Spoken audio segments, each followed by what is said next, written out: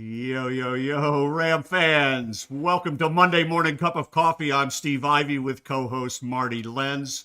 Marty, how are you after a wonderful Thanksgiving weekend? Stuffed and relieved and excited and all those things. It was a great weekend. Results on the field aside, but you know how I feel about everything. I've shared that many times. How was your weekend? I had a great weekend. My daughter came to visit from Utah. She spent over a week with us, and it's always good to have her. She comes in for they do a craft show at the senior center in Fort Collins, and she comes in. She has a jewelry business, and she spends a couple days there. That's kind of why she comes to see us, but she really comes for the craft show, and she did quite well. So, and her husband, who's a pilot for Delta, came in as well. So it was fun. Good. We had a good time, and my dog, my puppy, got to experience his first little snow on his walk this morning. So Oh, that was kind of exciting. that is nice. That is So, nice.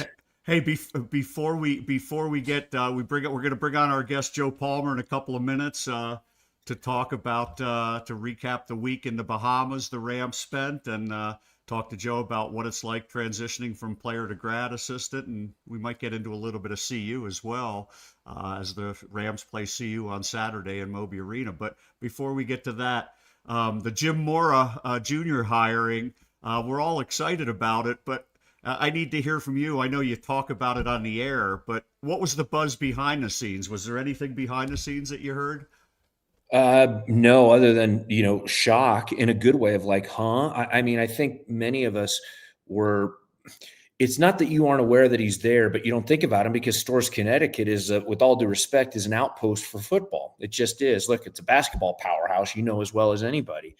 But being tucked up there in the Northeast, he just wasn't. He wasn't a name you were hearing about, because one, are you hearing any interest from him? And to his credit, that was a great way of keeping it down on the radar. I've got to give credit, obviously, probably to the research from the youth, and then most credit goes to, John Weber and President Parsons for getting this deal done. I'm excited as heck about it for a variety of reasons. He is a name guy, but he's a name guy that has results, and he's won at places which are not traditional football powers. UConn, to say the least of that, and even UCLA. And I was batting it back and forth on social media, saying no disrespect to UCLA, they've been a competent program, but no one even amongst the old Pac-12 was going to confuse them with Oregon and SC and some of those schools. And in the Big Ten, they're an afterthought. So, and of course, when he was coaching there, Jim Mora, they were part of the Pac, Pac-12, Pac-10 then. But so he's got success coaching at places where football, to some degree, has had modicum success, but has struggled. He rebuilds. And having said all that, he's a West Coast guy. He's a Washington alum, so he kind of knows the region, the area. I think all of this is great. And the fact that he's older too, Steve, I don't get the sense, you never say never, you never know. But he's not a guy coming in his 40s who you think, okay, this is fine. I use this as a platform to go somewhere else. I think Coach Moore is 64. I think he looks at this and says, hey, if I can have a great run with this program, I put my name on my stamp on it. I saw what Coach Lubick did. I can do the same thing.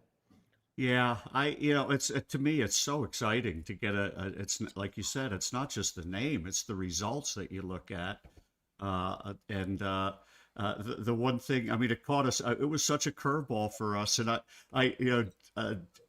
all the credit in the world to John Weber and Amy Parsons for obviously putting together a program and package for that Jim Mora Jr. would be interested in. But John is an amazing businessman, and good businessmen are very tight-lipped. And I've asked John a variety of questions. I tell people this story. I'll ask John questions, and he'll look at me and say, Steve, I can't answer that. Right. There are very few people that are comfortable in their own shoes that can do that. And I have so much respect for him and how this was handled. It was a whirlwind day or two, and now the Jim and his wife are in town, and it's exciting to have him here. So it's You cool. you bring you bring up a good point. I want to that elicits this thought with me. The best leaders, the best coaches, the best people, they don't have to tell you about how good they are. They just show you. They shut Yep. up and do the work. And that's what John Weber's done. That's what President Parsons has done. That's what I do believe Coach Jim Mora will do. They don't have to sit there and puff their chest and say, look at me, I'm Mr. Wonderful, love me. They just go out and do it, and then people fall in love with them and respect them because of the body work they did, not because of what's coming out of their pie hole. So that's the thing I like about that. Yeah, awesome. So without further ado, let's bring on our guest. We're going to bring on Mr. Joe Palmer. Young man, how are you this morning? Thanks for joining us. I appreciate you guys having me. Happy to be on here. It's an honor. Yeah. I want to get started. As everybody knows, Joe played a couple of years at CSU, transferred in 2023 for the 2023 season. I was one of the first people to meet Joe. Joe was here on a recruiting visit. We were at a summer TBT event, and Aaron Katsuma, who was then an assistant, had Joe introduce me to him, and we were so excited to get him. He had a wonderful 2-year career, and now as a graduate assistant, and very important part of this year's program. Joe, I want to get right to the tournament that you just returned from in the Bahamas. We were coming off a pretty bad loss against DU, where the Rams pretty much played Olay defense. Can you recap what happened in the week? I mean, we got to watch it on TV and stuff, but you were there live. What was the week like, and what did you see in terms of the development and growth out of the Rams when you were there? Yeah, well, we were all kind of a little bit on edge after the DU loss. That's a tough one for us, and we knew we had a lot of things that we needed to change, get better at, or not necessarily change, just get better at and sharpen up. Offense has been stout, but we needed to kind of zoom in a little bit more on the defensive end. So that's kind of what we looked to focus on when we were in the Bahamas a little bit. We needed to play with a little bit more nastiness, I guess. So when we got there, these MTEs are tough too. It's like, we played the 26, 27, 28, back-to-back games. So there's not a ton of time to prepare. So you have to really rely on your base principles offensively and defensively. And I think that's what we at CSU do better than the next guy is we have such a great base that it prepares us for these types of tournaments. We lost a tough first one. We were right there to win against Virginia Tech. It's like it could have gone either way, but the next two games, I thought we played just stout, especially defensively, sharing the ball, playing a CSU brand of basketball.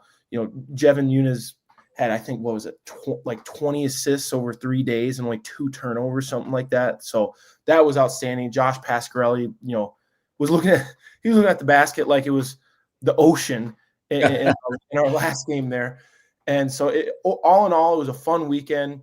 It was a lot of work for the coaching staff, trying to get these guys prepared. But hats off to our guys for just being sponges, taking in as much information as they possibly could in a short 3-day span. Especially when you're in the Bahamas, you want to go to the beach and have fun, but you got to keep it, Joe, when you look at Steve and I talk about this all the time, you probably have the same thing. Styles make for fights. Teams you play that maybe are different and push you out of your comfort zone. When you look at the last few games, the DU game, and then you get to play Vatech, and then you play Wichita State, do playing games like this, and especially the last two in consecutive nights in South Florida as well, does that prepare you in the sense of saying we're going to play a lot of different styles if we have the aspirations and hopes to make it to the tournament? A lot of teams that are different from us, that challenge us, that stretch us. I would say that's probably a good thing. And no one likes to lose, but I'm assuming the gut punch of DU, even the tough luck to Vatech, is a reminder to the program that we're a lunch pail program, and we got to bring the pail every day, otherwise we're at risk of losing. Right. Yeah, that's a great point that you bring up too. Just like the clashing styles at this tournament was is a good thing, because it's like you have teams like us where we rely on our skills, our offense, being super just solid, and then you get some teams where it's just a big game of transition. Hats off to South Florida. They've been having a good season up to now, and preparing for them was hard because it's just like, man, they just play in transition. Like their offense was their transition break and trying to get offensive rebounds off of misses. So it was tough to go from that style to a style like Virginia Tech, where it's more slow. We're going to score in the 60s and the 70s, and that's how we're going to beat you. Versus South Florida, the way they're going to beat you is scoring in the 80s and 90s. So I think that does prepare you, especially when you get to come Mountain West Conference tournament time, come hopefully March Madness and playoff time, because you're going to, you never know who you're going to get matched up against. You get matched up against San Diego State, or you get matched up against Wyoming, the Mountain West Conference tournament. You know what I mean? Different styles of play. So I think that this MTE especially, it's one of the best ones in the country, really prepares you for come March. And it's going to vote for us well down the stretch here. So, hey, Joe, I heard that you had the scout for South Florida. That was tough. Yeah. You have so give me an idea. You're at the tournament, and obviously you can see him play, but when you guys prepared for this tournament, was there work done before the tournament for all the potential foes that you would have, for all the potential opponents, and talk to me about kind of what the process was for how you prepared to scout. When did you get started, and then I want to hear about your nerves during doing it, because this is a brand new thing for you. Yeah. So the way it works, the main assistant coaches, so Coach Shelton, Coach Foster, Coach DeWeese, Coach P, and Cole, they kind of they'll take the bulk, right? The teams that we are most likely going to match up against, and then the GAs, Baylor, Heb, and I, we got two teams. So Baylor had Western Kentucky, and I got South Florida. So it's kind of just luck of the draw, right? So we started preparing them before we left. So I kind of started clipping some film, and I was just, I was a little scared. I was like, oh my gosh, like, kind of internally, I'm like, I hope we don't play them, because and that's the God's honest truth. And it was funny, it gets down to the stretch. It's like, it looks like we're gonna play them, and then I started to get a little bit more nervous, but it ended up being a good thing, because, Coach Shelton helped me out a ton. Coach DeWeese helped me out a ton. Coach Foster did. Cole Gentry helped me out a ton. So they made it easy, but they didn't make it easier on game day, because you feel a little bit more pressure, because it's like, all right, it's my scout. It's going to be a little bit tougher. I have a little bit more skin in the game here. But I was like, we didn't even need to do a scout the way Josh was shooting, and the way Jed was passing. I couldn't have done a scout, and we probably still could have gotten the job done, but it definitely was a lot more nerve-wracking, because normally as a GA, I just sit back there on my iPad and take down my notes for the game, whatever I have going on that game, and but this game there's a lot more pressure for me. So, Joe, is it different? I mean, you literally were in uniform last year playing. Is it tough, even as scouting, and you were nervous about that, but is it tough to realize, well, internally, I know physically what I can and can't do, but I'm not on the court. I'm doing this for my guys, for other guys. Is that a different, odd transition, tough one for you? Because you like, God, I want to get out there and be a part of this, but that's not my role anymore. That's not my thing anymore. It's the hardest thing. I mean, Ali and I have talked about that. He went through the similar transition. He played overseas, G8 at Nebraska under Tim Miles. And it's like the hardest part year in and year out is just being like, I want to play. And, I'd be lying to you if I said those thoughts don't still go through my head. It's like, man, I want to get out there. Man, I want to go back, And sometimes you'll see things. It's like, why didn't you do that? I would have done that. It's like, well, no, come on. No, he probably wouldn't have. But that is for sure Baylor, Heb, and I, because he played last year too at UTEP. It's the hardest thing. It's like, we're waiting for our numbers to get called and go back, get on the scores table, get subbed in the game. But I don't know. You have little control over what really happens out there. And that's definitely the hardest part. And then wanting to play, it's just an itch that'll never be scratched.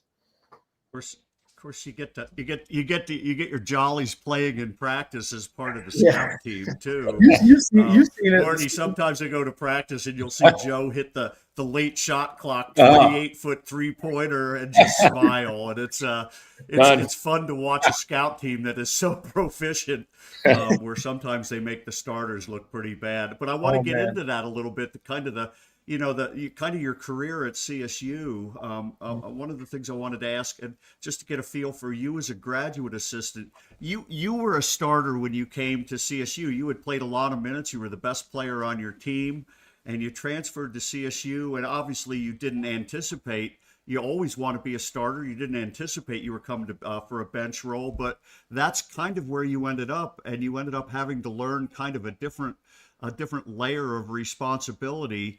What was that like for you making that transition, number one? And number two, can you share that? Is that something, some kind of experience you can share with guys on the team this year? Because every team has to go through that whole process. Yeah, I think that's what, obviously, when as a competitor, you want to play. You want to play 40 minutes a night. You don't want to ever come out of the game. And, coaches will tell you, that's if you weren't thinking that way, it'd probably be a bad thing, that you want to be out there, right?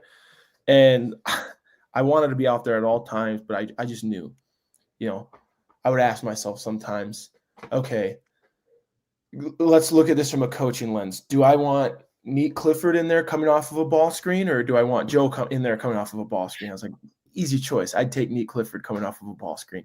So, and same thing, I'd ask that with Joel Scott. I'd ask about, it's just, there's a lot of guys who I just knew they were more talented than me. And part of that was just, I guess I knew that. It didn't make it any easier. It's like, well, no, but I can still do something better than them. But, I just knew deep down, I was like, this is what's best for the team. And it didn't make it any easier.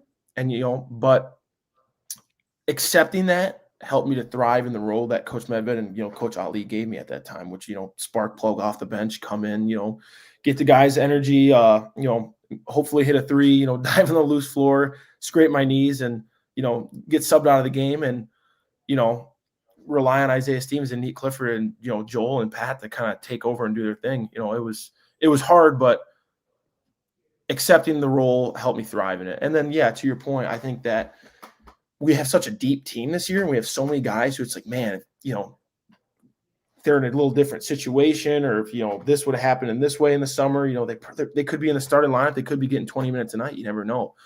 And it doesn't make it any easier, me telling them these things, but I think for them, it gives a vote of confidence, like listening and, trusting and, something I have to say, because it's like, I've been there, I've done that. I've been in your shoes. I've lived it. And it wasn't 10 years ago. It was 2 years ago. So it definitely makes the conversations a little bit more dense, because, they'll open up to me a little bit more. I'll open up to them, and it kind of helps them through. And then it's just a reminder to you guys. It's like, you always stay ready. You never know what can happen, in the next game, in the next practice. You just never know. You don't want to put bad things out in the air, like guys getting hurt, whatnot, but you just always have to be ready. It's opportunistic timing. You know what I mean? The timing comes and an opportunity comes. It's like, you better be ready. And I think that a lot of the guys in our team are ready for that moment. And I just, you don't hope it comes, because, that means something bad happened. But if it does, we'll have guys that'll be ready to step up. Specific to you, when I hear you talk about when you came to Colorado State, but that speaks to a self-awareness and a maturity that you have, Joe, and you became a fan favorite because you did the dirty work, as we like to say. Yeah. My thought, I want to ask you twofold, and I don't want to take up too much of the time with twofold, but one, was it a transition for you talent-wise, obviously, to step up from a classification to Division I? Yeah. And two, is there a part of you saying, well, if I wouldn't have done that and tried to play at a high-level D1 school, you would have questioned yourself the rest of your career saying, well, what if? I only share that because my situation different. I was a very mediocre D1 football player. I could have played at a lot of small schools, but I wanted to see if I could. I wanted to play at the highest level I could to see if I could do it, which I did marginally again. But I know I would have had the question in the back of my mind, well, what if I didn't try? Did you have those same thoughts? Easily, yeah. I mean, it's funny. My fiance now, I was talking to her.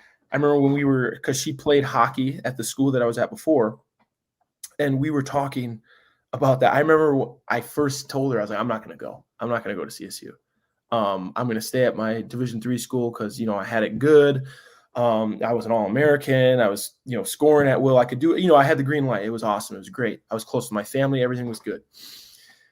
And that night, I think I had like a panic attack or something, because I was like, I know what is right. I know I have to go. I couldn't sleep a lick. And then that next morning I woke up, it's like, no, I'm going. So to your point, yes, it's like, if I would have never taken this opportunity, I would have probably regretted it the rest of my life. You know what I mean? So I think it's just that leap of faith and, voyaging out into the unknown. It's scary, it's risky, because you don't know what's going to happen. But then it's like, shoot, by taking that risk, by taking the leap, you know, I got here and, you know, a pretty good life, a pretty good career up to this point. And, you know, I just kind of compounded on that decision I made at 20 years old, you know, so I couldn't say more good things about the decision. It wasn't easy in the moment at all. But to your point, you know, I mean, you could have played at, you know, lower schools like Division II schools, low major D1s, whatnot, and, you know, had a good time. But it's like you probably would have always thought like, man, what if I would have scaled a little bit higher and, you know, had an even better career? You know, you're always looking for better. So I think, you know, taking that leap of faith in life is scary, but it's necessary. You know, that's such a great. It's really interesting watching people and careers and how they, you know, we always we always talked when I worked for Hewlett Packard. We always talked about career paths, not being really career paths. They were career mazes, and you find your way through. And you're finding your way through, and you made the choice to come to CSU, and you had a great career here. I want to, you know, you really, you know, you played the first year here. The team wasn't the team struggled, but the second year the team exploded, and you're the myth of Joe Palmer exploded during the CU game in the 23-24 season, and that's where Headband Joe was born. You played a great game. I want to ask you. There's a two parts to this question. First, who wears the headband better, Joe Palmer or the current guys on the team? You got Brandon Recksteiner, you got John McConan, you got JoJo McIver, you got Augie Kiadoulis.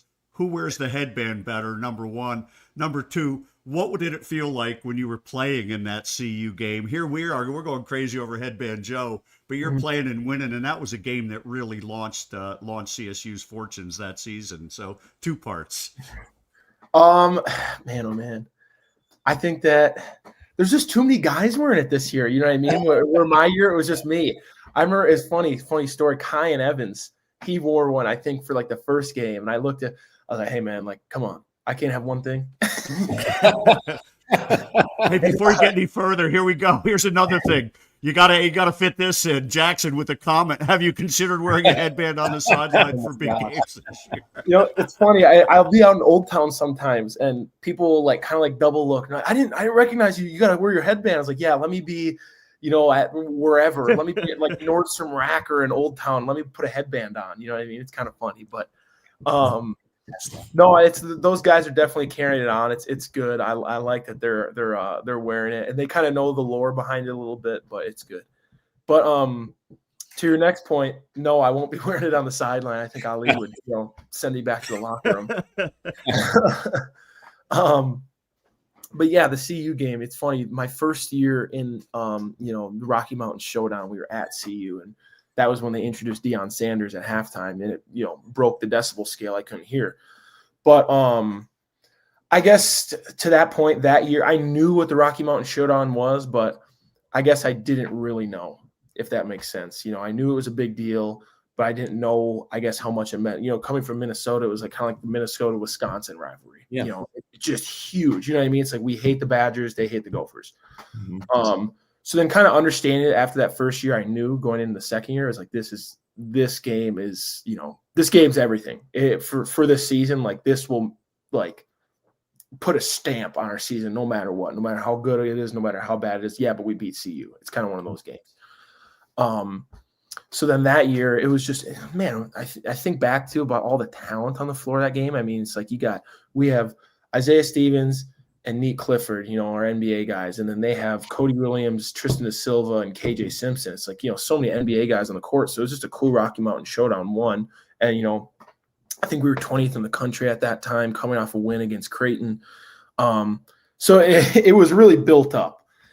And Jalen Lake had the broken finger, played through it, but it was such a fun game because I remember too, after I'm getting swarmed, you know, they storm the court, and I get my headband taken off me. I'm getting knocked around. I'm like, what the heck's going on right now? And JP, our weight room guy, comes up, picks me up, grabs behind me, and I'm just like, he's walking me through these people. My feet are on the ground. I'm like, holy smokes.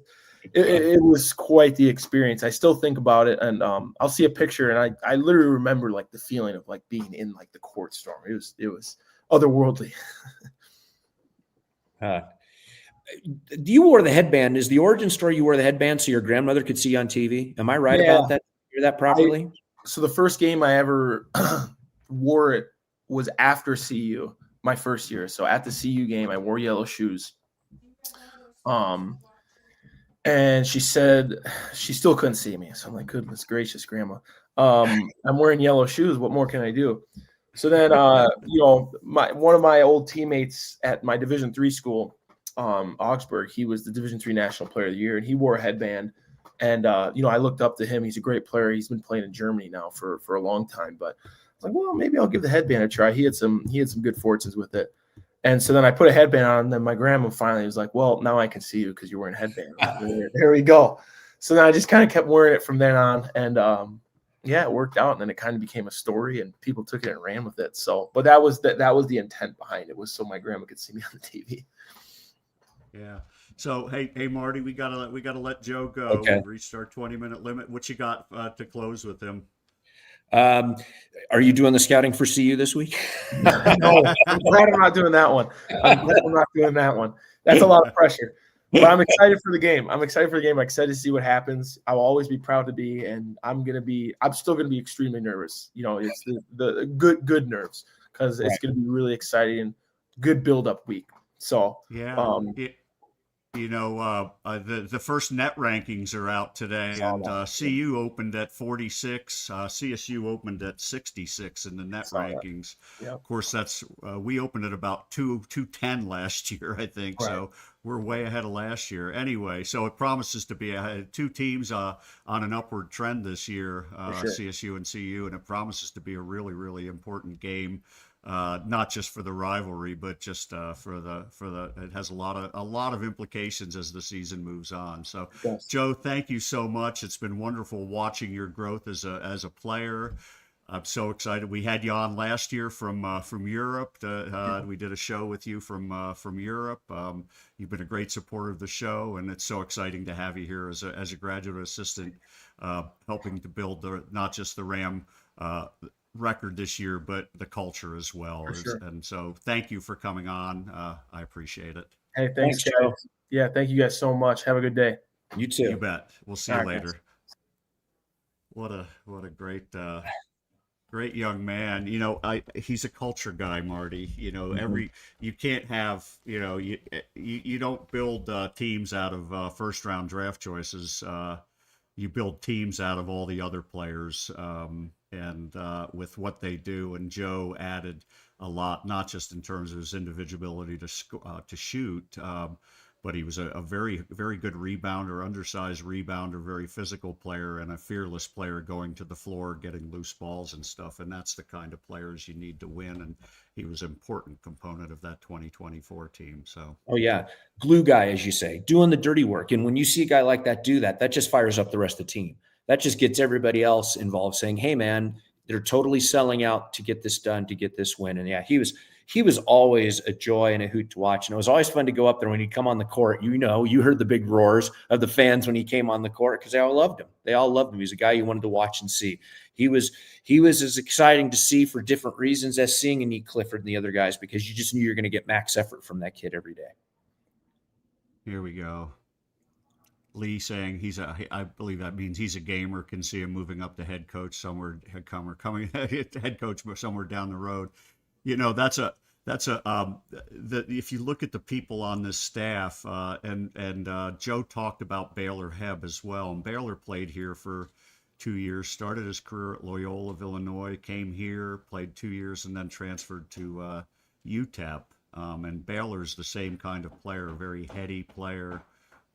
Very, very skilled player, and definitely, coach in the future. We also have a young man named Cole Gentry on the staff who is an assistant coach, and Cole had a great career as a player at Wright State, and then coached, was a grad assistant here, went to be an assistant at Wright State, and now he's back here. And that's a path you can see for guys like Joe and Baylor.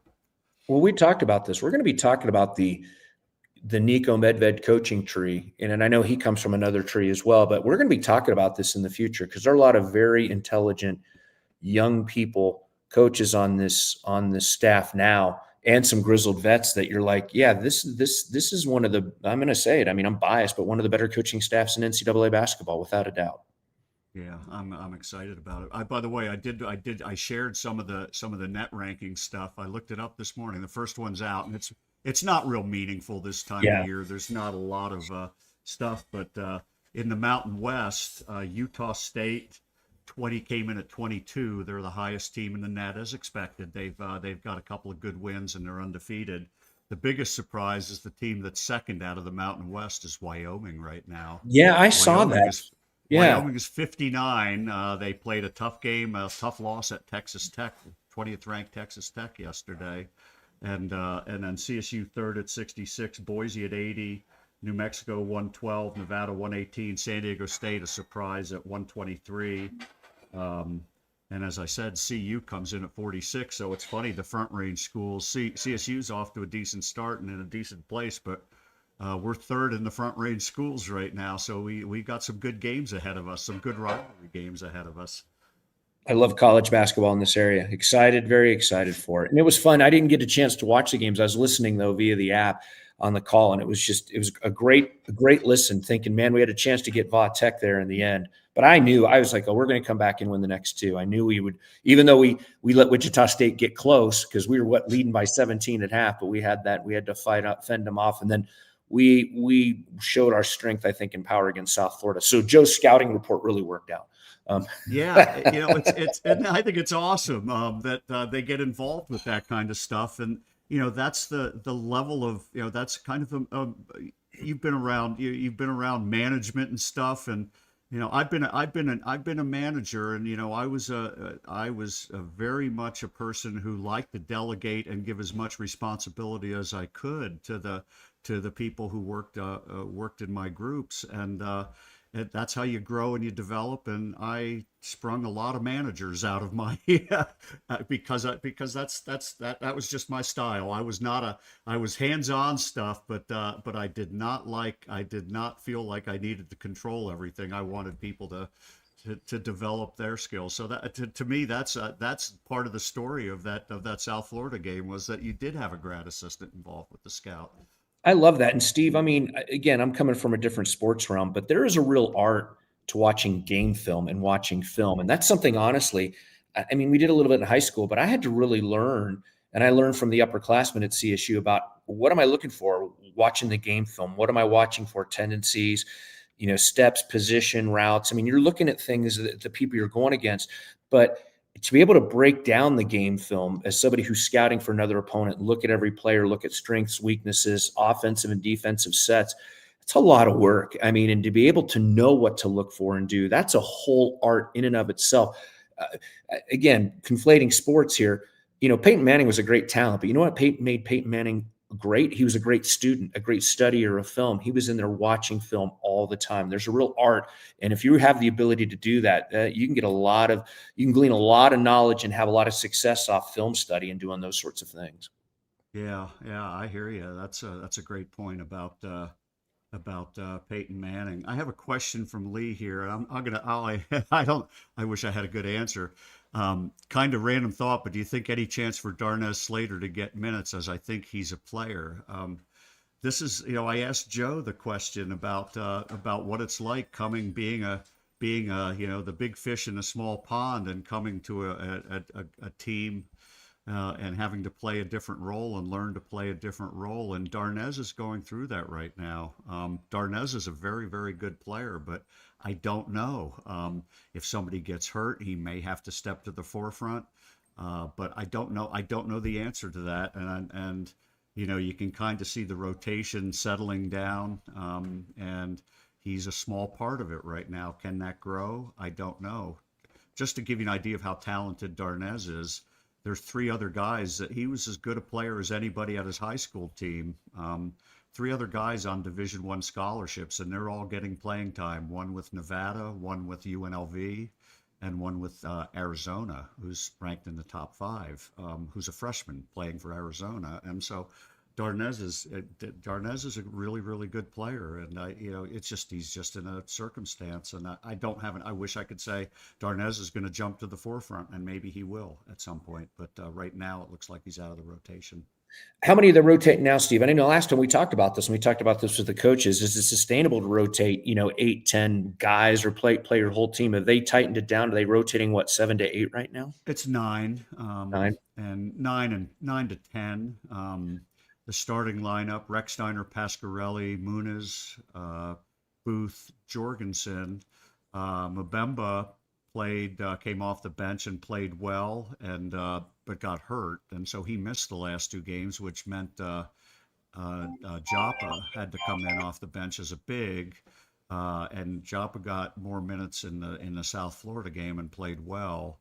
So you have those guys coming off as bigs, and then the first 2 guys off the bench are usually Jace Butler and Augie Kiadoulis, and then we also see Jojo McIver. So you've got 9 and 10 with Nicola, and it's hard to see us going hard to see Ali going any further than that right now. So we'll see. You never know. You never know. Teams develop. Last year they stayed pretty much at 9 or 10, and I would expect they'll stay at 9 or 10. But you never know. Especially this team is really really deep, and there's a couple of guys. Slater's one of them, and McConan is another one. Both of those guys can play. So when Memba's fully healthy, is he back and started into the lineup, or is it something where, to some degree, I mean, they always say injury doesn't make you lose your starting spot, but is that something he'll have to work his way back in because of what they're seeing with Jorgensen and the rest? Yeah, I think right now, if you look, Jorgensen's been consistently probably the best player. So it's real hard to say, oh, you go to the bench because you weren't going to be the starter and Rashawn got hurt. Mm-hmm. But they're both going to play, and they're both important to the team.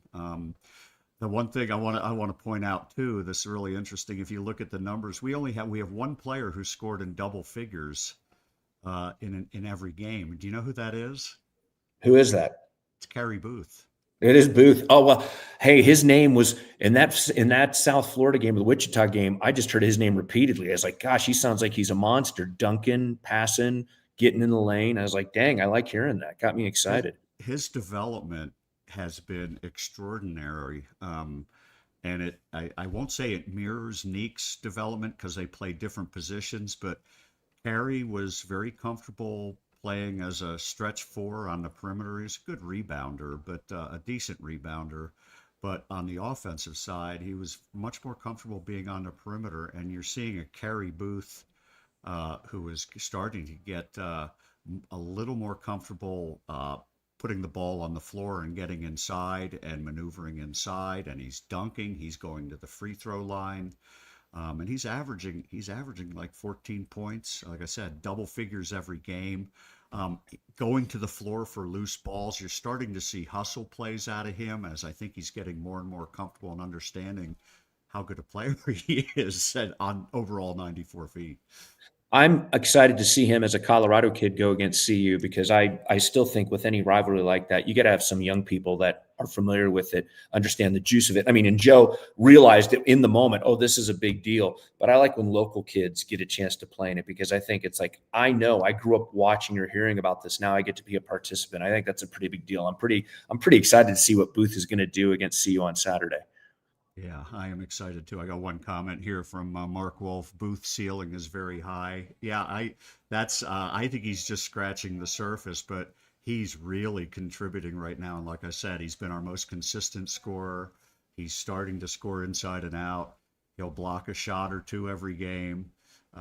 He's diving to the floor, getting steals, things like that. And so we're really seeing him blow up on his path, and hopefully we'll have him for 2 years. You just never know, but hopefully he'll follow that same path that Neek followed. So anyway, we need to wrap up. We've done our 40 minutes, and any final thoughts?